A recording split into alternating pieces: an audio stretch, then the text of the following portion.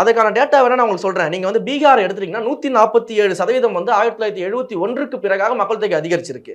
அதே போல நீங்க வந்து மத்திய பிரதேசத்தை எடுத்தீங்கன்னா 142% வந்து அதிகரிச்சிருப்பதாக புள்ளிவிவரங்கள் சொல்லுது. அதே போல ராஜஸ்தான் 166% வந்து மக்கள் தொகை 1971க்கு பிறகாக அதிகரிச்சிருக்கிறது 2011 வரைக்கும். அதே போல உத்தரப்பிரதேசல 138% அதிகரிச்சிருக்கு.